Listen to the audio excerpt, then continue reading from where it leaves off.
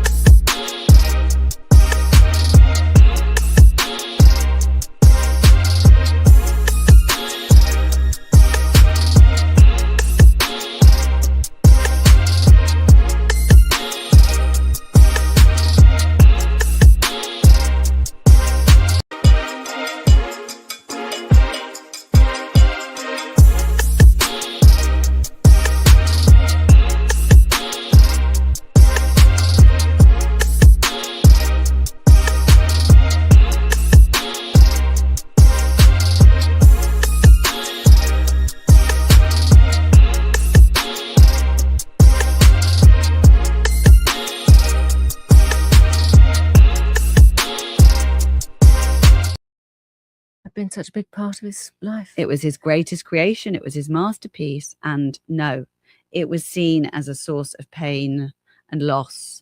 And everyone wanted to pretend it had never happened and never existed. If you brought it up, it would just be kind of met with mutterings and dark looks. Until one day at Glastonbury Music Festival, where I am an avid goer, I found myself there in 2009, newly heartbroken, just about to turn 30. And I met this very handsome stranger, as you do. We lost all our friends and we found each other. And we were sort of wandering around the festival, you know, waiting for sunrise, talking. And sometimes I think it's easier to talk to a stranger than to your family, because obviously there's an emotional load there. And he said, oh, you know, my dad played at Glastonbury in the 70s. He was a rock and roll drummer. And so I said, well, you never guess. My dad made the world's largest gold egg. And then he was like, oh. Oh, yeah. Oh, yeah. Oh, yeah. Oh, yeah. Welcome to Tampa Bay Breakfast Club. I'm your brother, John. And this is Qiana. This program is being brought to you as part of the New Image Project at the Community Development and Training Center, a.k.a. See That? See That. We'd like to thank y'all for tuning in, helping us to redefine what's cool, because smart is the new gangsta. Baby. And if you don't know, now you know. know. Now you know. Now you know. Now, I got to make sure I get the right one. Mm-hmm. Our new updated version. Yeah. Okay, I think I found it here. The views expressed. I hope this is it. The Tampa Bay Breakfast Club is an independently produced program. The I views, like- opinions, and statements expressed by hosts, guests, or callers are their own and do not necessarily reflect the views, positions, or policies of Cara Festa Radio, 99 Jams, its ownership, management, affiliates, sponsors, or partners. Enjoy the show. And we will. The Tampa Bay Breakfast Club is an independent. Yeah, so today we're going to talk about freedom, responsibility, and what it means to invest in the next generation. You know, everybody's saying that they care about the young people, the youth, and so caring, of course, isn't just conversation. So it's mentoring, it's teaching, it's creating opportunities, it's showing up. And today we're going to examine a few ways that investing in youth looks. That was one of the questions last night for the mayor's forum. Yeah. What was about youth and what, how they're gonna do it. And one thing that stuck out to me, there was they said that there's a lot of like nonprofits and stuff that's doing it, but they're not connected together. Like and even helping them even in the juvenile system where they can come and speak up for the children. That stuck out for me because that is so right, because we do have a lot, and we can figure out how to connect these services together. So like, hey, like I have overflow, or you know, this is what my program do, and your program may be good at this point for this, and where it's a real community for it would be amazing. Right. I don't know if it's possible, but in my mind, that sounds amazing. It does sound amazing. I've been on this having this thought that we not all gonna be able to get together. I know that. Yeah. I do know that. But the ones that can, So like you know, but you don't even worry about the ones that ain't. Yeah, no, because I was, you know, in the message to the black man, the most honorable Elijah Muhammad, he talks about uniting with like-minded individuals, and it's some like-minded individuals, but then it's a whole lot of not like-minded individuals, if that makes sense. It is. And so when you're trying to find people to unite with, you want to make sure that they're like-minded. You do. And we don't have a track record of having like 100% of us being like-minded. But do anybody? No. But that's I think this goes to Mr. Edmonds' thing when he talks about the idea of this false idea of unity that we have, where we think that it's 100% when, you know. But see, I don't think I ever, for me, let me say for me, I never thought that like everybody was gonna, because you ain't never. Put it in the chat, y'all. Let us know what y'all think. Somebody just said, I definitely said the same thing last week. Okay. After the youth meeting. Right. I know. Is that you have to have like, okay, yeah. go ahead. No, read it. No, I read it. It says, I know a great plan to make this happen. Mr. Edmond. Welcome. We have a like-minded individual in the building. Definitely have a like-minded individual in the building. Welcome to the ride. Yeah, what you got to say, man? It's Freestyle Friday. I think one of the things we've been working on is trying to connect the people, right? Yeah. Connect the resources. And I think more so than just needing someone to connect them, we got to have a catalyst. Yeah. Right? Because we have a situation where everybody in their silos, even when they doing the same thing, even when they friends, even when they like each other, they're still in their silos because everybody ain't organized. Everybody ain't an organizer. That's true. And what we're doing is imposing and hoping that unorganized people just somehow magically get organized. No, it doesn't. And some of the most creative people can't, you know what I mean? It's not organized. And you have to, that's you knowing your strength and being like, okay, that ain't my, like, I need to bring somebody else in. That's where you know. Yeah, no doubt. And so, y'all, if you hear, you just tuning in, and it's a Tampa Bay Breakfast Club, and you mentioned the mayor's forum last night, and we started off talking about youth and kind of having a youth focused theme for the day. And so, for the roll call, y'all, we want y'all to check in. Asha, thank you for checking in. Tiffany, thank you for checking in. Taking attendance this morning, y'all. So, Tiffany, we see that you're here. Asha here. Charlie Funk is here. And then the roll call question that we have this morning for y'all to check in: who was the biggest influence in your life between ages 12 and 18? Festa Radio 99 Jam is ownership, management, affiliates, sponsors. Was it a parent, grandparent, coach, teacher, neighbor, member of your church? The streets was my motion. Put it in the comment, y'all. Put it in the chat. From 12 to 18. From 12 to 18. Definitely the block. Yeah. Was it an individual? Yeah, it was the culture, the environment. Yeah, 12 to 18. So put it in the chat. Let us know, y'all. Put the name in the chat. If it was a parent, put the parent's name. I mean, family, but when I look at it from 12 to 18, it was my friends. Okay. Biggest influence from 12 to 18. My friends, like, you know what I mean? Like, I when I was in the 8th grade, I persuaded most of my friends to get a special permit to go to Boca Ciega or get into ROTC with me. Transfer schools and, like, and choose electives. Like, so 8th grade, you go to your school. So my zone school at the time would have been Osceola. Okay. But I wanted to go to Boca. Okay. And so I taught my cousin Keisha,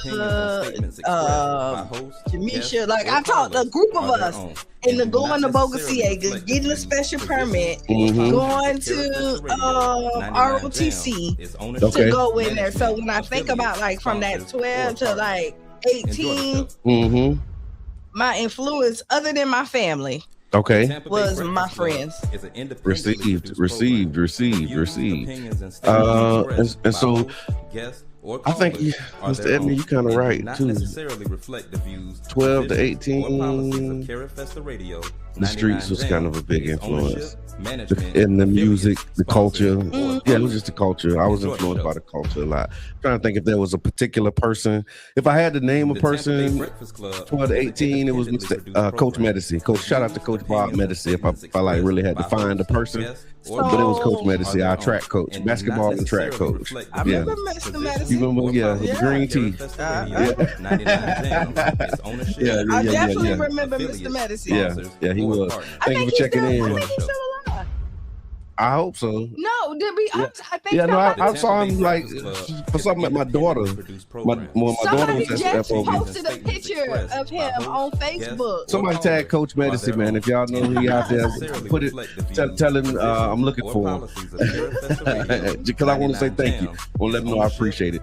So Juneteenth. Today is Juneteenth. It's the Juneteenth story of, most people have heard it at this point, but it's also supposed to be a day of freedom.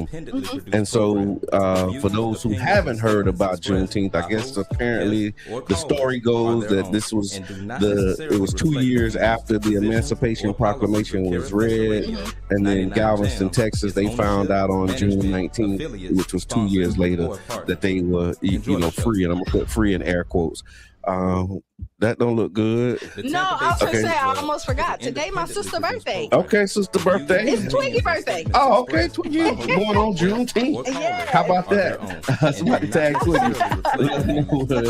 We wishing her happy birthday. So here's the part of the freedom story that we don't talk about a lot, right?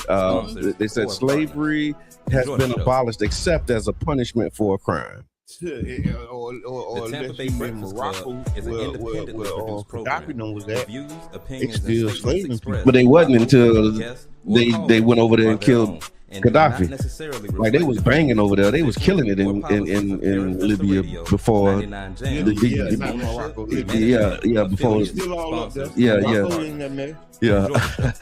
But what you seeing in Libya right now is a direct result of what Hillary Clinton and Barack Obama did. So, I did see that. I saw the clips of it because it looked like it was like a live stream of the opening of the President Barack Obama Center. Yes. Did you catch any of it? I did. Okay, what you think? I did. I mean, it was nice. I didn't. So what I really wanted to catch, and I have to go back, was Michelle Obama's speech. They said it was amazing. Yeah, I saw Miss Teresa's post. She said it had her in tears. Yeah, and that's what Barack said too. President Barack. I said Barack like we friends. Yeah. And he was just saying like Michelle would show him her speech. Okay. And yeah. Okay. I didn't see it. It's a mixed legacy because we started off talking about the slavery in Morocco and Libya. He put it right. Yeah. Go ahead. Go ahead. We just keep going. Keep going. Keep going. No, but I'm just saying that's a mixed legacy. What you mean when you say mixed legacy? Because I mean, you said it wasn't no slavery there until they showed up. Until they rolled in on a pair of white horses. Or partners. Enjoy the show. Okay, I'm trying to follow this. This train. Now, where you going? How we gonna get there? No, I'm just. Okay. With that in mind, the presidential center opened, and it did. Like I said, the celebration. I saw that some people were talking about it. I assume that there's some audio playing in the background. Okay. Not sure what that is. The Tampa Bay Breakfast Club is an independently produced program. Is that you? Yeah, I hit the wrong button. Oh. Sorry about that. Sorry about that. The text and saying something that okay. Miss Teresa put it in the comments. Thank you very much. We had Charlie Funk on the loop. And he said that. He was like, yeah, it's still playing. Okay. He was at it. He said okay. Yeah. Just one. You got to make the implicit explicit. Yeah. Cut that loop off. Hold on, we got a caller. Okay. It's Freestyle Friday. Freestyle Friday. Go ahead, caller. I'm starting early. I can't hear you. Hello. Hi. Good morning. Morning, Qiana. I know you guys were talking about 3 good topics. I'm going to start with the first one. Yes, Michelle Obama's speech was amazing. I actually was crying like a little crybaby. Shout out to Girls Club, Doris Williams. Okay. When you guys were speaking about who impacted your lives and stuff. So shout out to not Girls Inc., Girls when it was just girls club. The Jamestown location, Yale Street location, and the Jordan Park location, guys. You said Yale Street. Okay, yeah. Yeah. Yeah, but it was girls club. Y'all forgot about that. And shout out to Miss Doris Williams. She impacted a whole lot. And we was waiting on them snacks, y'all. I think all of us got to have a snack. Yeah, I'm telling you. Absolutely. Y'all have a great morning. Thank y'all you so doing much a good for job. checking in. Appreciate it. And this is also what I loved about the speech. Mm-hmm. I love Black love. Y'all know this, right? Yeah. And the way that the Obamas love on each other in public, because Barack said the best thing that happened to him in Chicago is meeting Michelle Obama. I mean, hey, and there's a recipe. That is the best thing that happened to him. There's a recipe. Mm-hmm. All right, so congratulations. Now, here's the other side of that. So when you said there was a mixed legacy, this is where I thought you was going.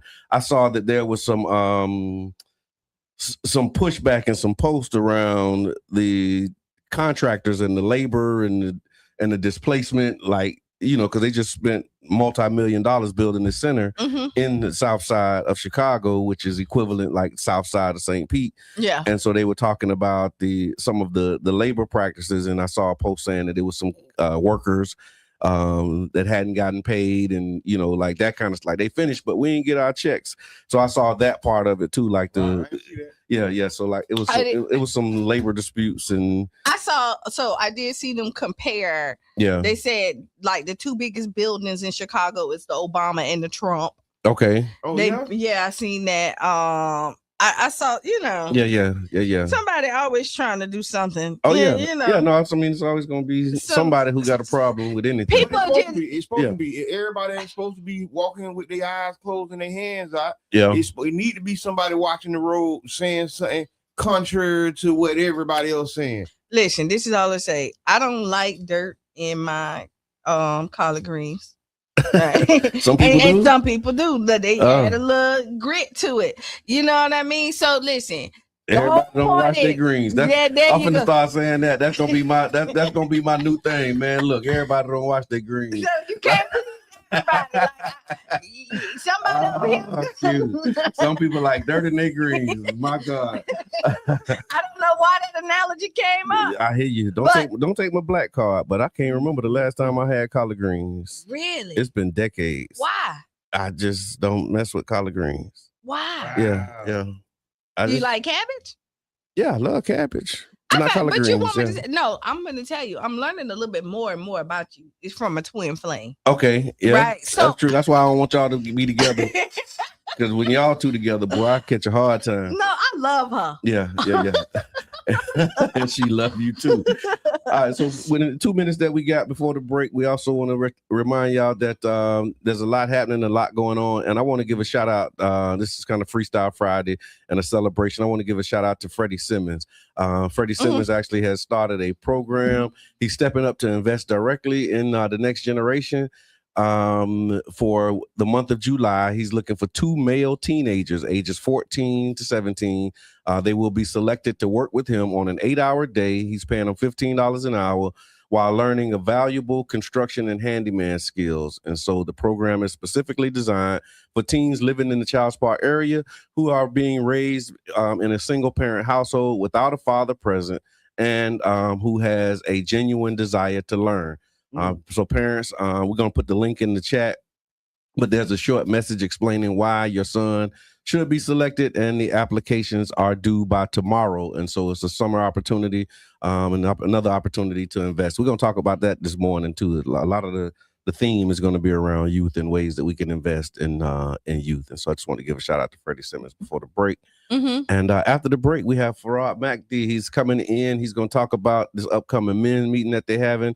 Then on the other half of the hour, we got Carla Bristol talking about the youth farm, and we got some headline news. We got a lot of stuff cooking, y'all. So y'all make sure that y'all stick around, and we'll be back about 6 minutes after the hour. Yep.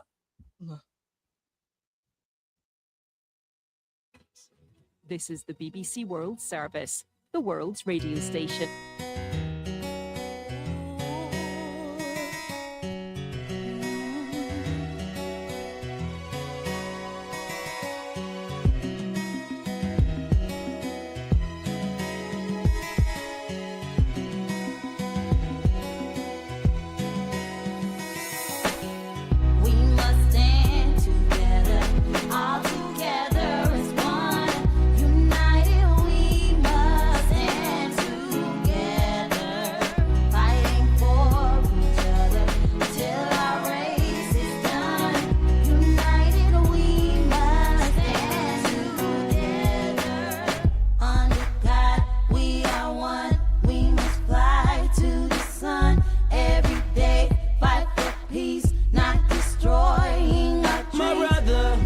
sister.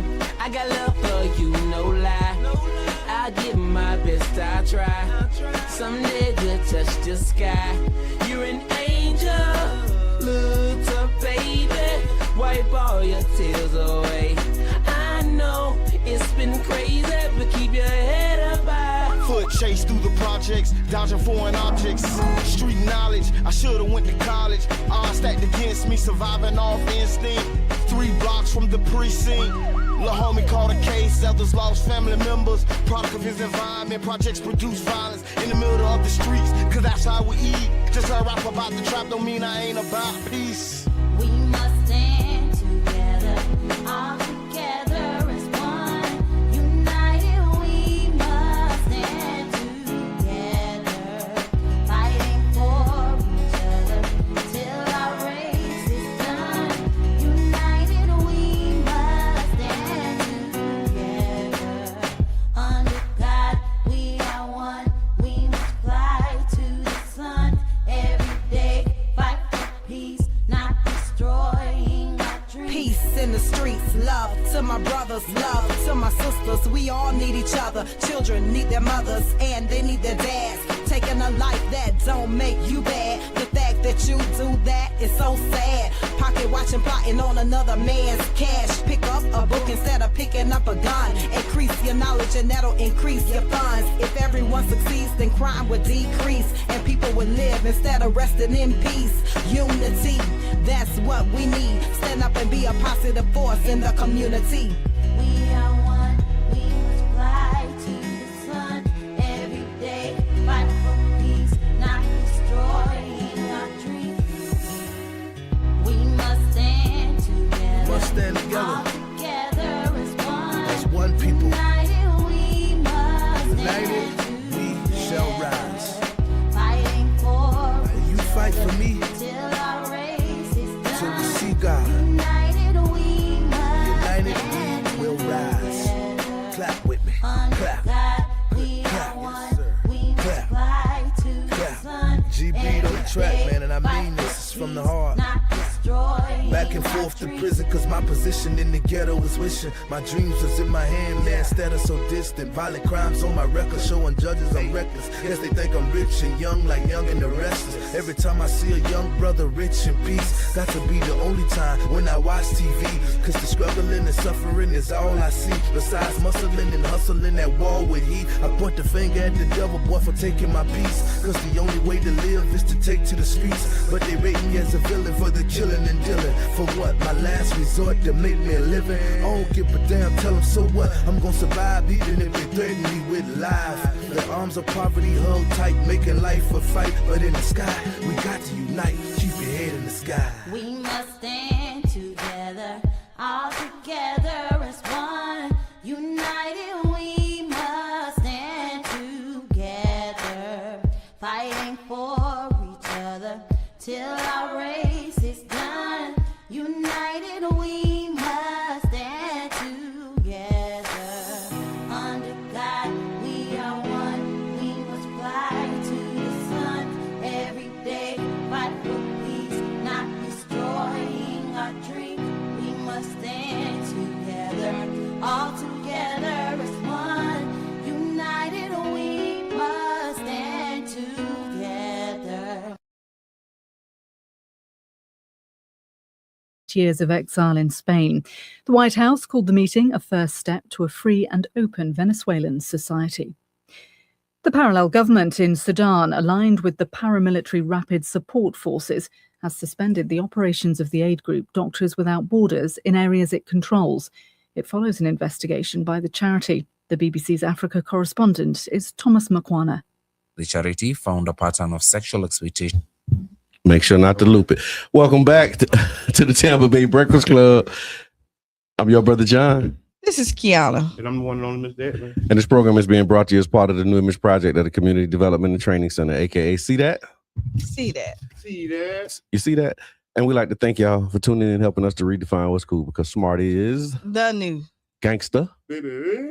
And if you don't know, Now you know. now you know. Charlie Funk, you ready?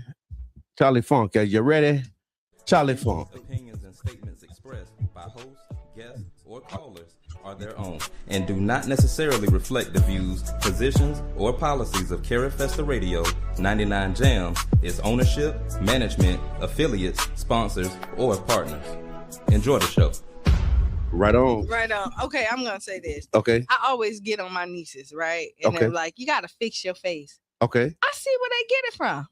What you mean? Me. Like, I can't. You caught yourself? Yes. You looked at yourself and told yourself you had to fix your own face. Yes, I did. Okay. Well, that self-awareness is a good thing. Yeah. We also have a guest in the building. My brother, Rod McD. What's good, my brother? How you doing? I'm well, man. Talk to us. For those who don't know, introduce yourself to the people, man. Yes. My name is Farrm McD.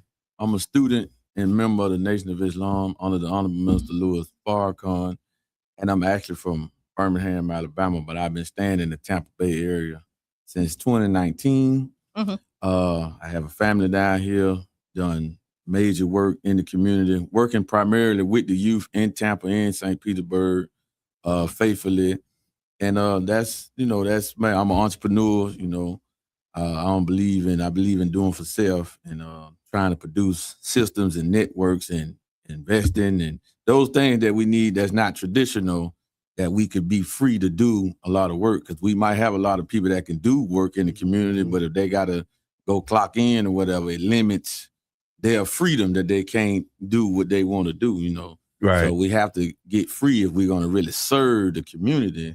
And one of the aspects, we have to be financially free, or even be trying to get financially free so we can really serve the community. No, that's a great. What you just said was one of my questions too, because this is Freedom Day, right? Juneteenth. Do we need to say so-called? Do we need to qualify so-called Freedom Day? But when we talk about what does freedom look like to you, right? What you just mentioned was one of those things, right? And so when we talk about freedom and you talk about Freedom Day, doing for self is one of the ultimates in securing your freedom, right? And so with the work that you've been doing around youth, and really before I do that, you said you got here, was that like a year before the pandemic? Year before the pandemic. From Birmingham. And so like, what's your Tampa Bay story? Like, since you've been here, what has been your experiences? Well, my experience here, it was when I left Birmingham and came here, it was like going from Jerusalem, from Jericho to Jerusalem. So, it was a wonderful experience, and I love it down here in Florida, especially primarily Central Florida. But it's just different. It's night and day, But when you go into the hood, when you go into where the dominant black people at, it's all the same. Yeah, you know what I'm saying. All the mayhem going on, the drugs, sex trafficking, the violence, the gang violence, all of this is going on no matter what city we go to in America. Wherever we at, that's where it's going on at. Wow. So those are the experiences that I experienced. Absolutely. And of course, the Nation of Islam has long emphasized the restoration of the black family as the foundation of community, fatherhood as a sacred duty, not an option, self-improvement and moral development as prerequisites for community progress, and that freedom without responsibility is not freedom at all. And so would you mind sharing with us some of the work that you've been doing as a member of the Nation of Islam to get our people free? Well, yes.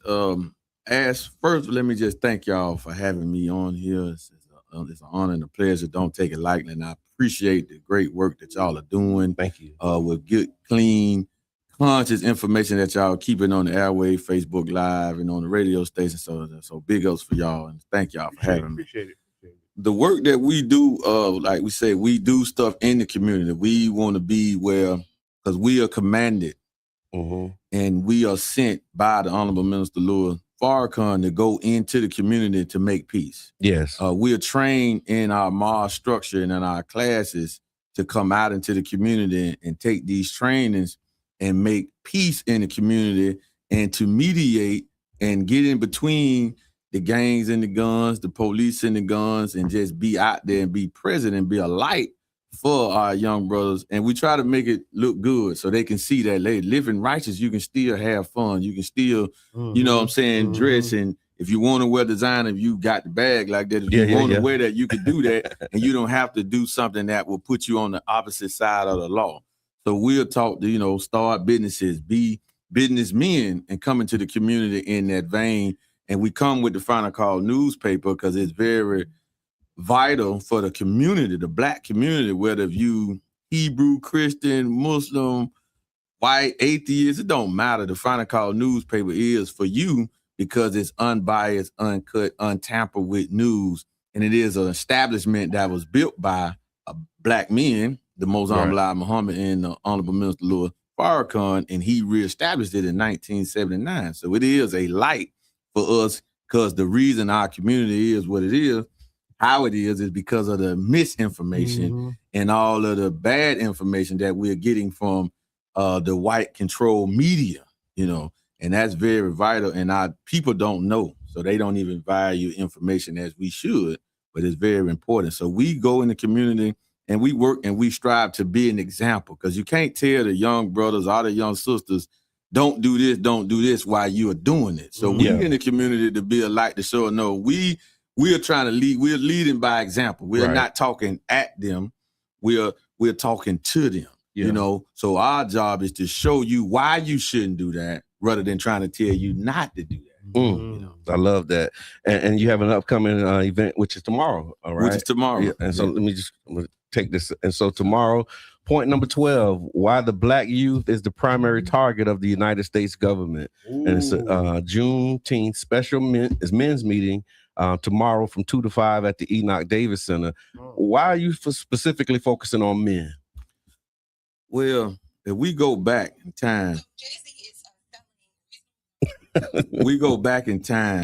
and the theme that we're doing, because this is our third men's meeting, which will be tomorrow. The theme is one hood under God. We want to bring God to the hood to unite everybody, regardless on what we claim to be. If we all saying we have a God, we should be together. Because nowhere in the scriptures do we see the prophets beefing with other prophets, right? Jesus wasn't beefing with Moses, and Moses wasn't beefing with Abraham, right? So why are we saying that we religious, or we have a religion that we claiming what we beefing for? Right. You know what I'm saying? What we at odds for. We should be working to bring God in the hood, regardless on what we say.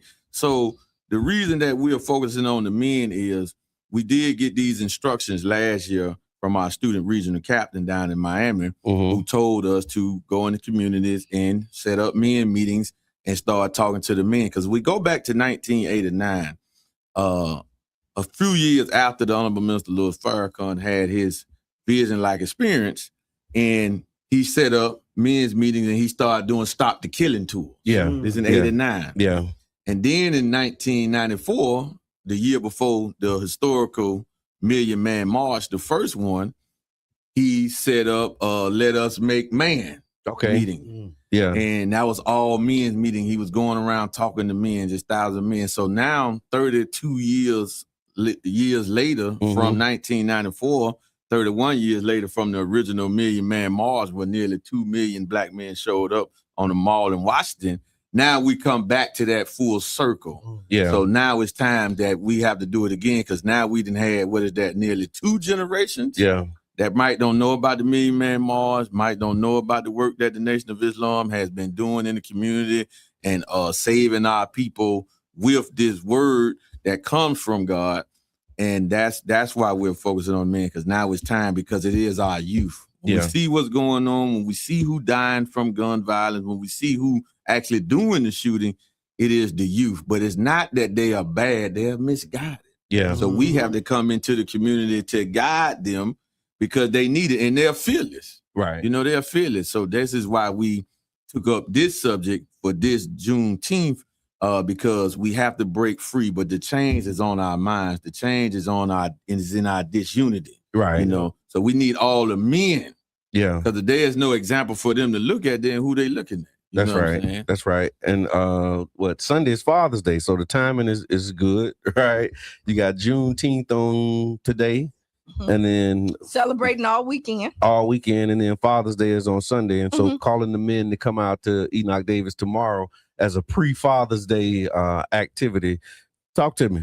Also celebrating all weekend. Yeah. Father's Day all weekend? I mean, but I really like what y'all doing with the men's, because y'all just did it in Charles Park. Now y'all at Enoch Davis Center. So I really want to know about why the Black youth is primarily targeted in the United States. Why? Well, the short of it is because the enemy knows, and this is in Scripture, Bible, in the Holy Quran, that the youth, the Black youth, are the future rulers of this country. So they are targeted by the government of the United States because they know their destiny. So our job is to, I'm one of the youth too, by the way, but our job and our mission and our goal, our agenda is to teach and train the youth for this position. Because the white man not going to get out of it. And then we might hear that. So I don't want nobody to get strange. We're talking about the white ruling class, right? Okay. We're not talking about your neighbor. Yeah. That you in your gentrified neighborhood. Yeah, your gentrified neighborhood. We're not talking about that person, right? Views expressed. We already. So if a shoe fit, wear it. If not, just leave it alone. Yeah. So we're talking about the ruling class, the ones who make the decisions, right? Okay. You know what I'm saying? The Netanyahu's of the world, the Donald Trumps of the world. We're talking about these are the ones who make decisions. These are the ones who put policies in place. The Bill Clintons of the world, the Hillary Clintons of the world, That's right. Who have outright said what their agenda is. But, we're such a loving, caring people, merciful people that we want to shy away from that. But no, that's where our real enemy is at. But their goal is to stop the youth from hearing this message. They don't want the youth to hear this message because it will connect to their nature. But the youth have to be trained to rule. And with the work that you're doing and seeing that you're out in the community, what are some of the biggest concerns that you have about the youth? Because, a lot of people are concerned with, they need jobs, they need something to do. You got literacy programs. So is there a particular focus that you have that you're working with youth on? Yes, particular focus that we have a training program that we are set to launch no later than August the 1st. You heard it here first. Yeah.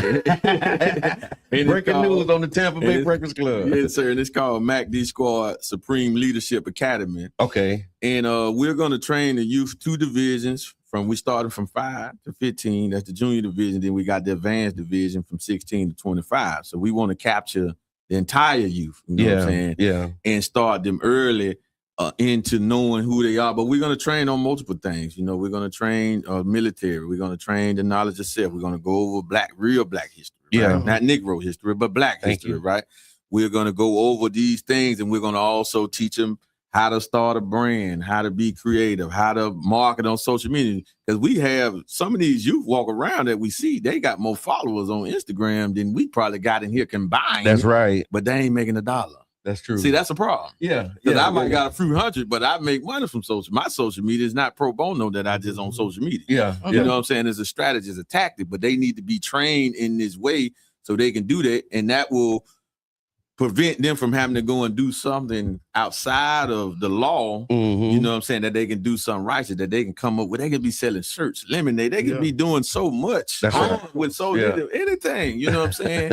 But they have to learn how to use that, but they need to get it from somebody that has done it. Right. And one of my main concerns when I'm dealing with the youth is not the youth primarily. It is really they whoever they listen to. Okay. You know what I'm saying? Yeah. Whether it's their parents, grandparents, uncle, aunties, whoever's the influencers who pump their agenda on the youth. Right. You know what I'm saying? And keep them away from us when we have solutions, when we have avenues that we could help change the condition. But if they hearing them Muslims, we don't mess with them.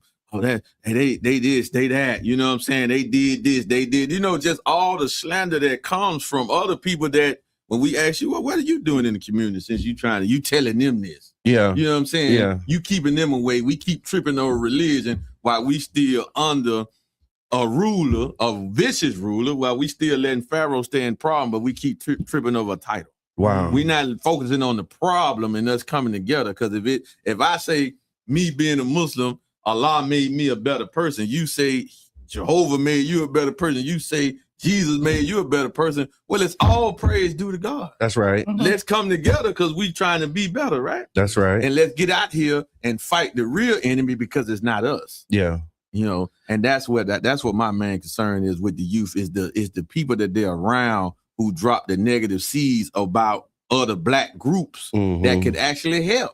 Yeah. And it's trying to help. You know what I'm saying? Don't get in the way because now we're standing in our own salvation. We're in the way of our own salvation. That's definitely one of the strategies. Yeah. And that ain't just religion. Like it's so many different ways that they keep us divided. Like we talking about the Democratic and Republican divisions and plantations and all of these things. But to your you're point, wrong for looking that way. You're wrong for looking at, it's just crazy. And then like social media also shows the kids, like you see the parties and all this other stuff. It looks exciting, right? And kids want to be, grown-ups want to have fun. They want to do something that's exciting. Right? Yeah. And so when you look at like the hoopla and all that other stuff, the violence and where it gets people attention and social media, you get clickbait if you out there fighting. Yeah. You know what I mean? You out there selling lemonade, ain't nobody clickbaiting it. Yeah. You know what I mean? And everybody want that viral moment.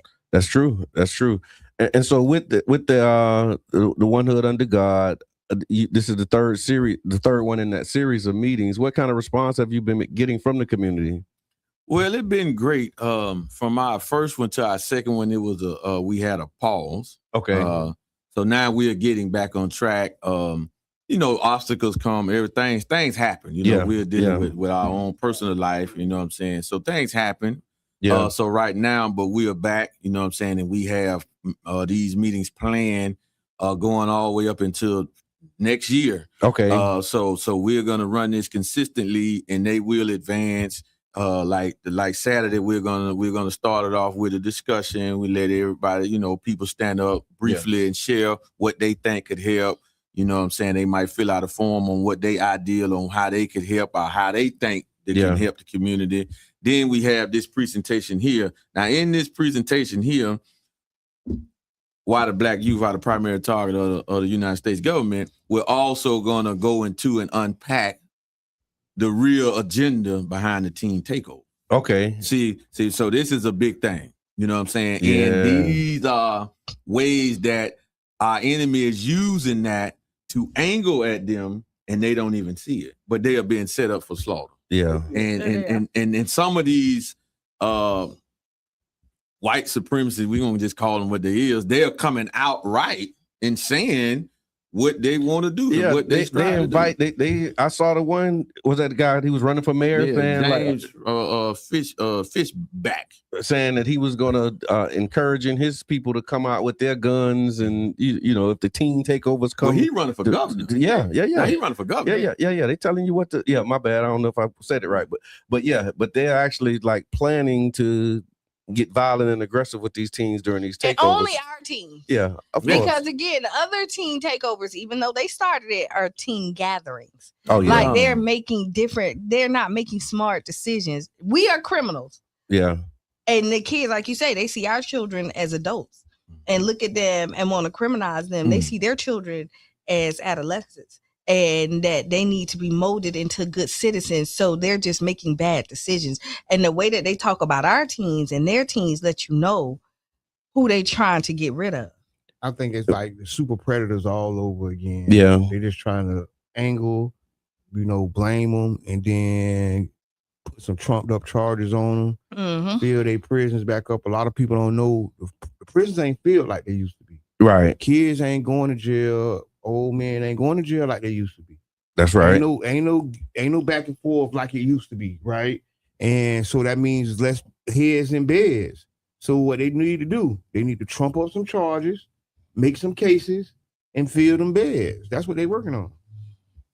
And I want to thank you, sister, for that, because I did not know that. So you just taught me something, because I did not know that came from them teen gatherings from the white teenagers. Yeah. But they call our teen takeover. We taking over what? Yeah. You know what I'm saying? And they were teen takeovers too, but they just, how they reworded it. And you see how mainstream media, they will go in and the way that they paint us and the way that they paint them, we can do this exact same thing, but we are the criminals and they make the mistakes. So, hey, caller, introduce yourself. Hey, y'all, this is comedian Damien Davis. What's going on this morning? What's good with you? We're talking about black youth and why the black youth is the primary target of the United States government. What's your take, my brother? Okay, see, this is what I'm trying to tell you.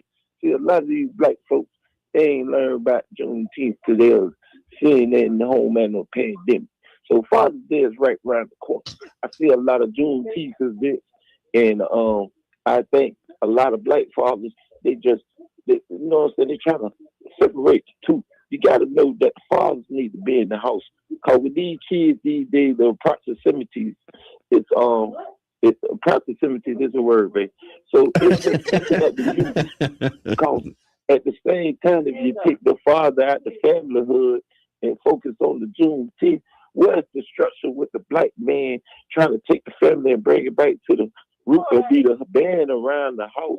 The band around the house. Wait, I do got the script together. I'm the father. I'm trying to tell you. So that's what I'm getting to the TV. we got a guest here. He got limited time. So thank you for calling. Give us a call back after the break. The father and the mother. Yeah, you got the father and the mother in the back. With the father around the house, and the kids. He trying to talk, but she telling him what to say. Y'all can hear none of that. Okay, so hey, David. Yeah, we got it. Yeah, all right, we'll talk about it. Appreciate you.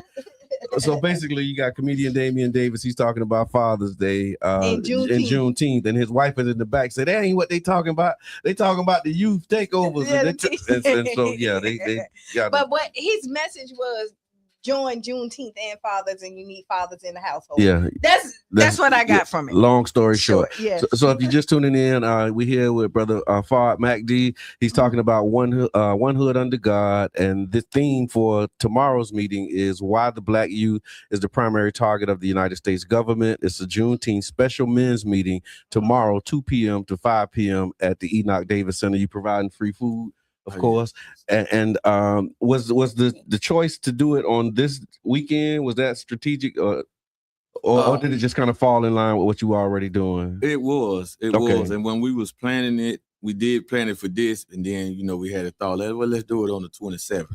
Yeah. And then when we checked to see the availability of the room in Enoch, that's when it was available. So we said, okay, well, we just line it up with a Juneteenth special, because since it's Juneteenth weekend, right? So we can even give a history of that, because Juneteenth shouldn't be a celebration if we really understand what really went on, right? We should really be more inclined to unite and separate and do the things that we need to do to be free, because those people in that little town in Texas stayed on a plantation 3 years after emancipation. Yeah. So we come together saying we celebrate. No, well, that was for them at that time, but that shows the wickedness of our enemy. Yeah. So now we got to come together and really do something that's changing that dynamic. And that's why the enemy will make it a holiday for them. Yeah. Let's give it a holiday. Let them celebrate. Let them have a day off of work.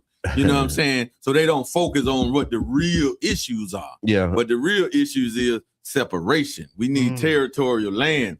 We need to be and we need to be independent of our enemy, because we seeing that with them, as long as they in rulership, we are going to be victimized. Our community is going to be saturated with drugs and violence, just mayhem and filth. And that's what's going to come, because if you can look at all the food deserts, all the fast food restaurants, they in our community. They're not just everywhere, but that's terrible food. But our people and our youth don't take account on food is chemicals in food. You know what I'm saying? That causes us to act a certain way with just eating certain things. We don't see that. Right. As the old saying go, you are what you eat. Yeah. Right. Yeah. But this is real important, that we have to come together and think about all of the elements. And that's why we decided to say, well, let's do it for Juneteenth. I didn't even think about Father's Day. Last time I woke up, I was a father every day I woke up. That's right. They want to celebrate me on Sunday. Celebrate me on Sunday, but my family celebrate me every day of the year. Yes, sir. So, yes, sir. That's what. So it just fell in line with that, and that's what we wanted to do it and make sure that we are staying in line and not staying in line, but pushing the line, rather, you know what I'm saying, and they keep these things going repeatedly, and the response has been great. And that's what Damian Davis, he say, now that's what I was saying. Thank you, my brother. I know that's what he was saying. Yeah. He was like, that's what I was saying. That everything that you just said was what comedian Damian Davis called in to say. And so just thinking about again the event that's coming up, you have this captive audience of Black men. I want to hear. We got a caller. Okay. Caller, introduce yourself. Hi, this is Miss Davis. I'm the same one that's calling in. Miss Davis, she said she's the same one that's calling in. I'm gonna give him I'm gonna give Farrah my headphones. You can give him your bars. Okay, just in case he got a question or a comment for our guest. Okay, go ahead, Miss Davis. So I understand what the guest was saying, and give me a hush. They took out home economics, they took out shop, they took out all of these extra activities that kids knew how to do, and to convert kids from doing these things, they don't have anything else for these kids to do. So what do they do? Hang out, be on their phone, play video games. That's it. So their mind has been reprogrammed to act out because they have no outlet in the normal. Oh my gosh! In the normal day-to-day things that we used to do as we were a young teenager or a young adult. No, I hear that. Thank you for calling, Miss Davis. Okay, have a good one. And so with that, she was just talking about the things that they're doing in the way that their minds are being programmed. Just maybe walk us through like what your experience is as you're working through, some of those challenges as you're working with the youth. Like, have you had, somebody who who come in one way and then they go out another way? And what was that like? What were some of the challenges and highlights of that? Yes, sir. So the Most Honorable Muhammad teach us that the Black man and woman, we are militant by nature. Okay. So dealing with the youth, you do have to let them do what they want to do. Not to a detriment. Yeah. Within boundaries. You got to give them some type of exchange where, okay, we're gonna let y'all do this, or we're gonna take you to here to do this, but you got to do this. You got to complete this here. Yeah. You know what I'm saying? Because it's the training and the discipline that has to be installed in them. But if they just playing video games all day, they just going to school and go home, play video games. There ain't no real training, ain't no real discipline being implemented. So how do they respond when they show up to you? Because you think about, that's what I'm asking. So so you got somebody that's doing that's a part of their everyday thing, and now they're in front of you. Well, it takes time, you know what I'm saying? You have to win them over. Yeah. And you cannot make them feel like you just another parent. Okay. So you can't do that either. Okay. They ain't listening to mom, they ain't listening to dad, they ain't listening to grandparents. They ain't finna listen to you that just met you or whatnot. True. So you have to build that relationship with them, but you got to show them that but you really have to, the real base of what you have to show them is love. Yeah. Because sometimes they don't really get that at home. They get yelled at, they get cussed at, so you have to show them love, and you got to show them patience, because they're not gonna just respond off the top. Yeah. And that's why we need academies, we need camps, and we need these type of institutions in the community that they can do daily. Yeah. Not just once a week, not just twice a week. It got to be something that they can come to daily as a safe haven for them, but they get all the essentials that they need. And once we set that up, then now they have it. You know what I'm saying? They can always come here to get this thing here. So like I said, we had a center where everything that the youth want to do is in this center, but it's set up on certain days. And then they had to do certain assignments to participate with this. They say they want to rap. We got a rap studio in there, right? Right. For you to have an hour in there on Wednesday night, you had to come Tuesday to get this train and that's right. You know what I'm saying? Right. So you have to set it up like that, and they will respond to that. So even when I have talked to them about these things, because it takes resources, it takes time, you know what I'm saying? It takes finances to produce these type of institutions, right? Because we know we ain't gonna go to the bank and get no funding for this type of stuff. Mm-hmm. You know what I'm saying? Not no real money. You know what I'm saying? That can set up where we can buy these buildings that's popping up. Well, you can be free, and then we can pay the staff. Yeah. Because I'm one man, I can't do all this training myself. You know what I'm saying? I need staff, and staff need to be paid, right? Right. So these are the things that we are striving to do, but they do respond and they do like that idea because they can see, oh man, you know what I'm saying? They can see a good image. They can see an example. They can see and understand it. So, you know, that's what it is. And that's how they respond, but that's how it has to be given to them. So you got to be firm with them. Oh yeah. They like structure. You know but don't be bossy. They like structure. Be firm, but don't be bossy. Don't be firm, but don't be bossy. Yeah. And they feel like you really care. Mm-hmm. When they see that you're invested in them and it's coming from a caring place, you get a whole nother adult. And so we got to land this plane and then take a quick break, and then we're gonna bring our next guest in. So if there was a final thought or a final message that you had for the community and the reason why the men should show up tomorrow, what would that message be? That message would be that it's time. We have to unite, and the men in the community. And this, what we're delivering, the presentation is for the youth. So if you got the youth, don't matter the age, if they're males, bring them. And we got to unite. We got to get aside our differences, because if we don't come together and start thinking about self-governing ourselves, then there's nothing coming. There's nothing coming out of City Halls, definitely nothing coming out of Washington, D.C. So we have to do this together. So it's on us coming together, setting aside all of our differences so we can save the next generation. That's the most important thing that we have to, that's the message that we're going to deliver tomorrow and continue to deliver. It's not just going to be tomorrow, we're going to continue this. And this is the thing, one hood under God. We got to bring God in the hood, because that's unity, love, and peace in the hood. I love it. One hood under God. All right, ladies and gentlemen, boys and girls, friends and family, farrm MacD, y'all make sure that y'all pull up. We're going to do 30 seconds in transition. We got a caller. Okay. Hey, caller, introduce yourself. Hey, this is Sister Tishan, Brother John's wife, and a question for the brother. I want to know, I hear him what we need to do, but have anyone done? Because I know in Chicago they have the schools, they have all the things that they need up there, but locally here, has anyone started like the land? I know Brother Sawab, they have their land and their animals and the things that they're doing, but here, St. Petersburg, has anybody started? The land, the stores, it's a lot of need to do, but is there any solution?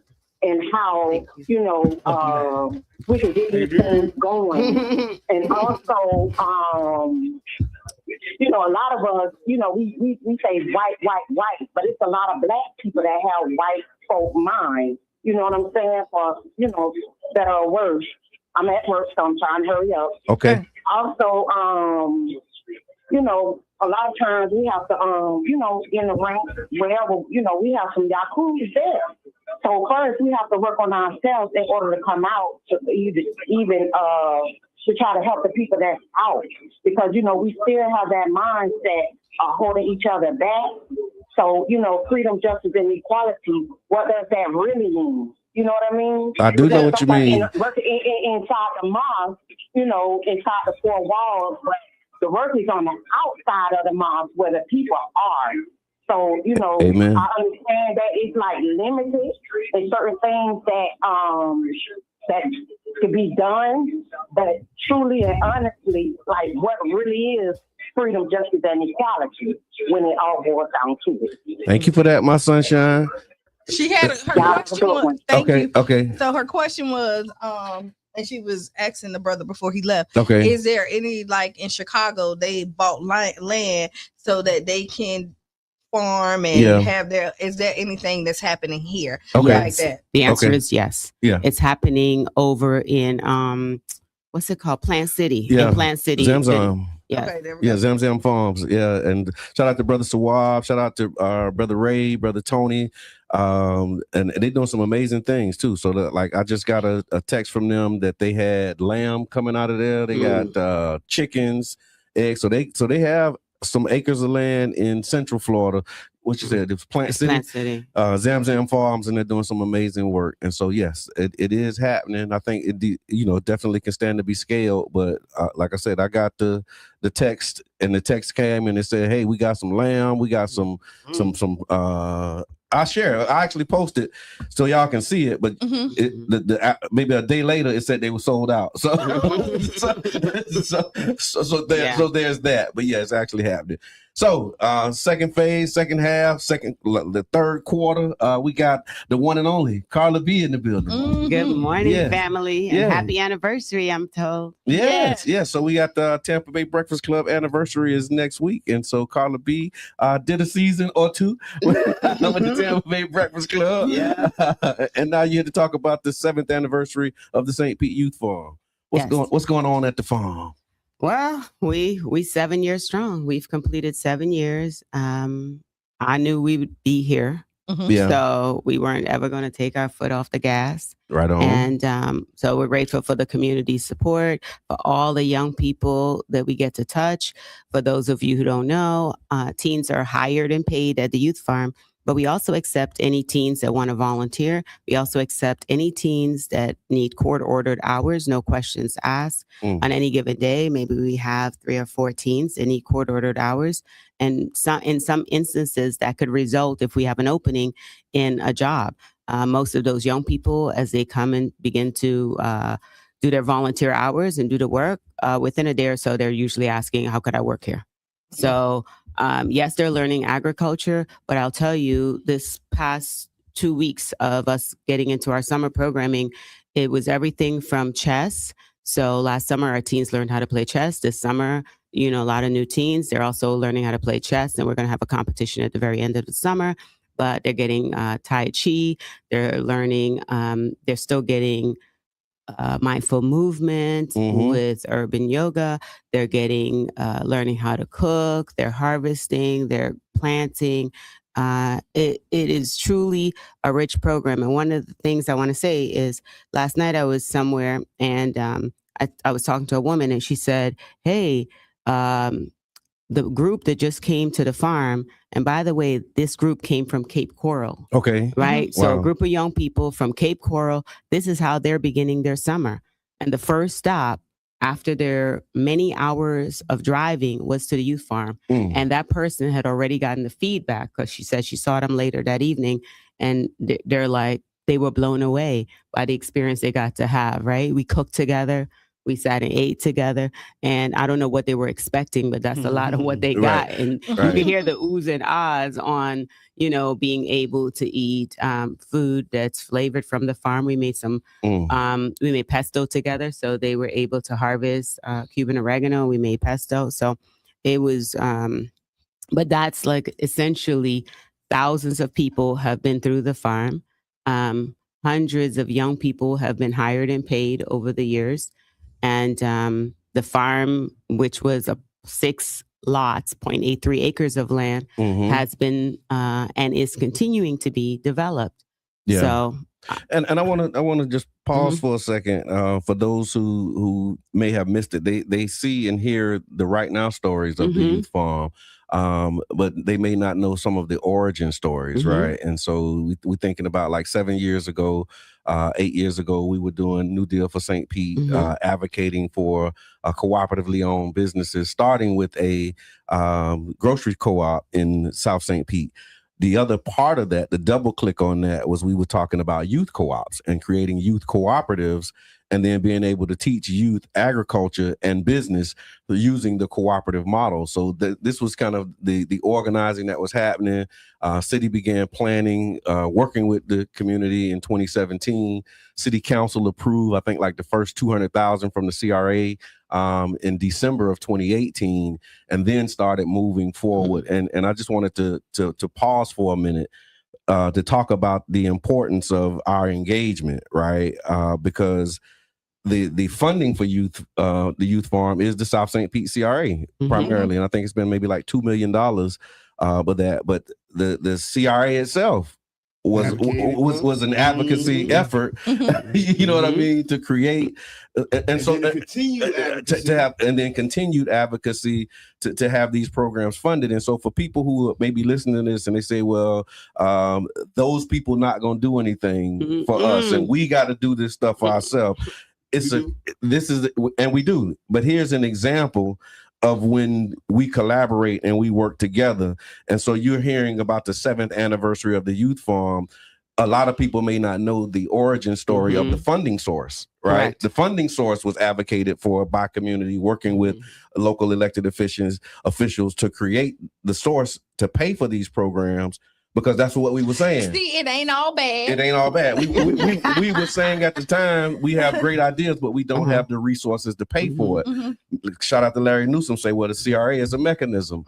Advocated for that. Then we advocated for the youth program, and now we have a way that we can pay for and sustain the youth program. And so, like, there's a context in which the youth farm exists. And I think a lot of people miss that when they show up to the farm. And I want to just like take a minute to have my Snoop Dogg moment. I want to thank me. Ooh. I want to thank you. Facts. I want to These are thank you. Like, These are facts. you know what I mean? Like, because I'm realizing now, if I don't do it, ain't nobody else gonna do it. Ain't nobody gonna say, hey, 7 years ago, y'all was the ones that was in these meetings. You all were the ones that were bringing us together. We the ones that called and say, hey, Carla. Yeah, Carla. I got the phone calls, and I said, it's not me. Yeah. Y'all must be kidding. I don't farm. I don't have a green thumb. What y'all talking about? And look at you now. 7 years later. Well, and I got some mulberries, y'all. Come on, man. That's right. You're getting fruit trees. You push your product. So, but you know what though? Like 7 years ago, we all could look around and remember, like within the last, I think 5 years or so, we're saying, where did all the mangoes go and stuff? Yep. But look, let's be honest. I do a lot of walking, as y'all know. Yeah. And the trees are dripping with mangoes all over our city. Yeah. Somebody brought me a bag full of what do you call it? Lychee yesterday. Okay. And I said, oh my gosh, this is great. Where'd you get this from? And I'm thinking they were going to say they got it under the underpass. Yeah.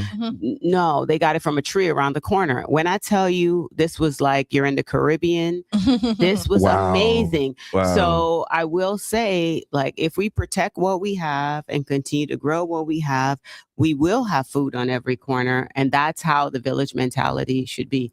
All I promised was that if I was given the opportunity to lead this initiative as somebody without any agriculture background, that I would provide credibility. Yeah. And I am clear. I don't have to apologize for nothing. Unapologetically, this is a very credible program. Absolutely. That young people could stand on and know that they are the ones shaping.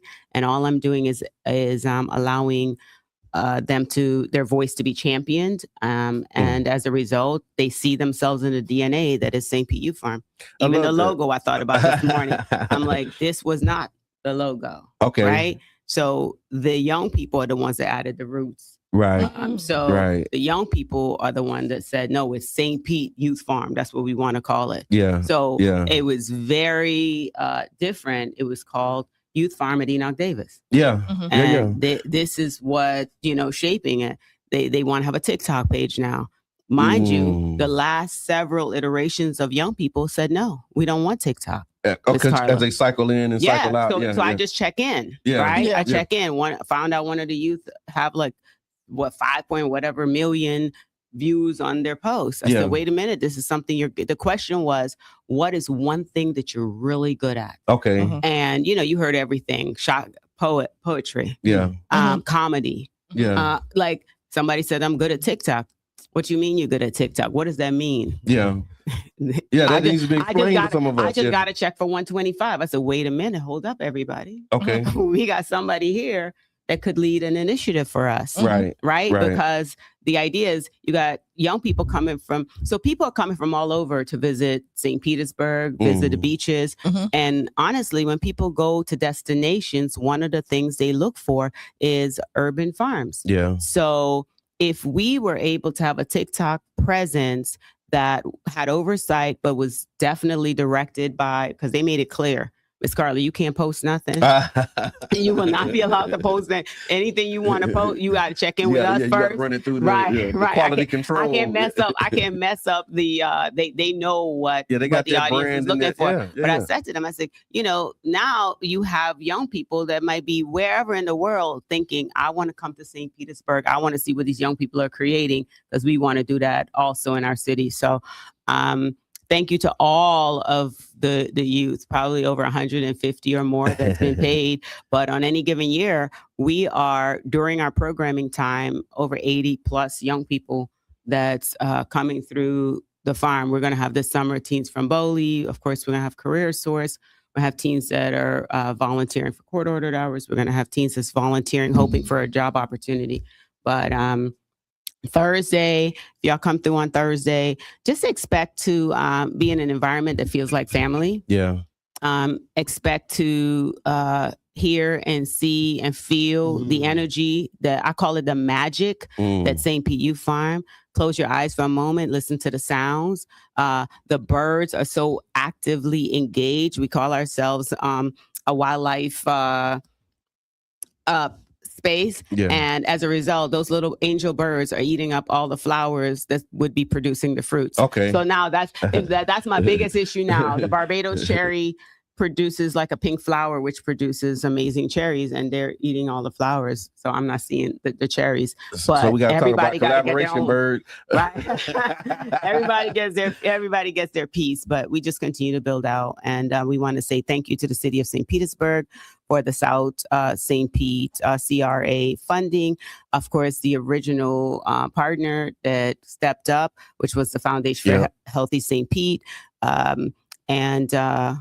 In the words of Brother John, I want to thank myself because I believe that we knew that I would not, I wasn't no fly by night, start, stop type situation.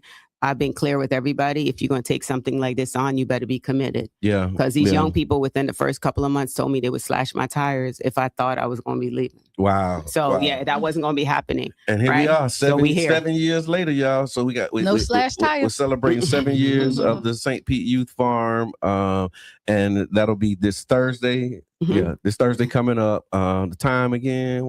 6 to 8 p.m. 6 p.m. to 8 p.m. Short and sweet. But come out. Let's celebrate.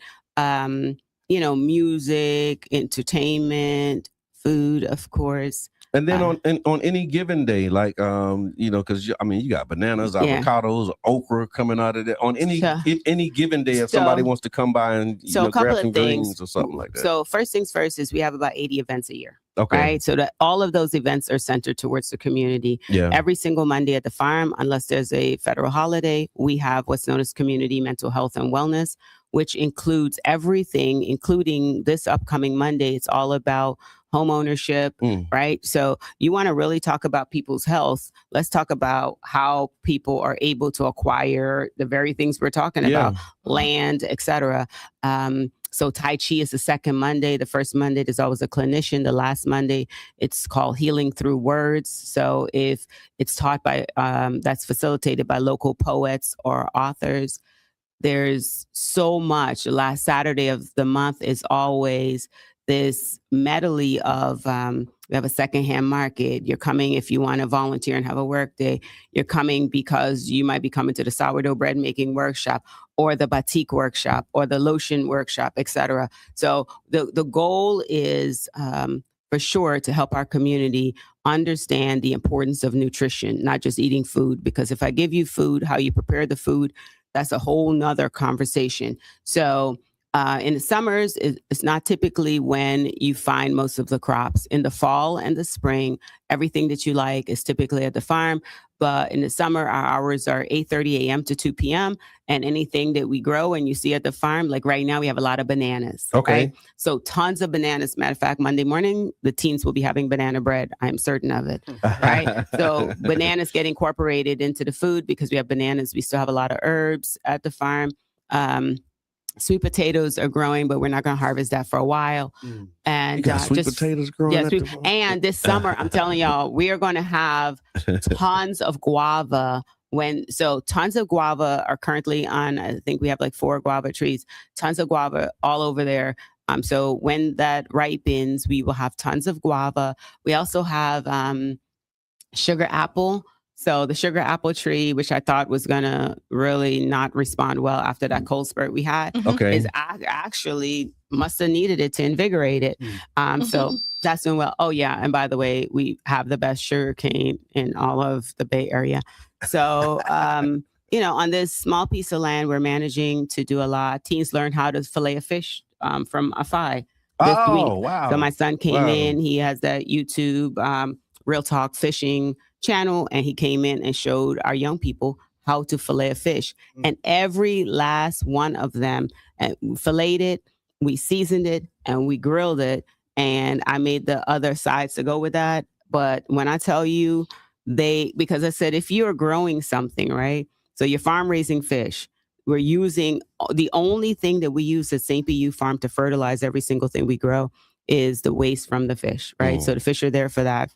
But for them to know what does the tilapia at St. P. Youth Farm taste like versus the tilapia you've been eating in the store. You can clearly can tell the difference. Yeah. What? Yeah. It's night and day. So, this is part of the experience that young people are having. So the grandparents, I have a young lady who grandparents have her this summer. And so they're like, hey, you this is where you're going to spend your summer at the farm. At the farm. Yeah. So they drop her off. They pick her up in the afternoon. And is that what they were trying to do when they were sending me to Leesburg on Monday? Yeah. They don't got to send you that far. They don't have to send you that far now. You're right here. So I felt like they sent me to the farm. And so did you pick up any skills? Right. We'll talk about that in another broadcast at another time. But definitely thank you, Carla B, for the work that you're doing and answering the call. Like you said, 7 years ago, because we were calling a lot for a lot of different things. Right. Yep. And then we found it. Like, we got it. We got this thing. There you go. And never saying, well, I won't say never saying no. But I'm about to say never said no. But there were some things that you was like, no. Are you out of your mind? Yeah, no. Agriculture, what? Yeah. Man. But accepting the call, yes. and then making your word bond once you gave your word. That like, okay, I'm going to do it, and then doing it at the level that you have. Thank you. I just want to let you know that we appreciate you. The community appreciates you, and the comments are coming in, man. The youth farm is magical. And just, people who have youth farm experiences, is curated and cultivated with that love that you bring. And so I just want to say thank you for everything that you're doing for our community. And if you had a message for why people should come and show up on next Thursday, what would that be? I believe, I've been saying this recently a lot. A lot of people view when you're talked about negatively, right? But my aunt used to always say, if people talk about you because you're important. So the work we're doing is important. People should be sharing that. I don't believe that if there's a sale, we should keep it quiet. Right. So the fact that in our community, and the fact that I'm telling you, people are driving for hours to get to the farm, and you live right here. Bus loads of people come over from Tampa. Schools bring bus loads of people, right, of their young people from Tampa, multiple schools in Tampa. So everyone in St. Pete should make it their business, really, to say we have an asset. It's a community asset. It's funded by the city. Nobody's starving about it, right? We're working. We're raising money. People are donating because they see the impact of the work. So I just encourage you to not just hear us talk about it. Come see, experience it for yourself. Come to one of our amazing Monday evening workshops. Trust me, after a day of work, I could be home on Monday evening. But if I know that our community needs not just our teens, which have gotten mental health support for the last 6.5 years of 7 years, it's part of what we do. In building young people, we want to build a community. Come engage. Right on. All right. That's it. That's it. Look, my 9 o'clock is 9 o'clock. So thank you again for tuning in, y'all. And thank you for jumping into the conversation. Y'all check in if you was here. Let us know that you were here. Tiffany, I saw that you was here. I seen Miss Teresa in the comments. Sharonda, always present. Yubi, thank you for your contributions. Roll call. Stay tuned for Sister Hughes. Make you lose your shoes. Shout out around the house. This has been the Tampa Bay Breakfast Club. I'm your brother John. And this is Qiana. And I'm the one and only Miss Dad. And we out.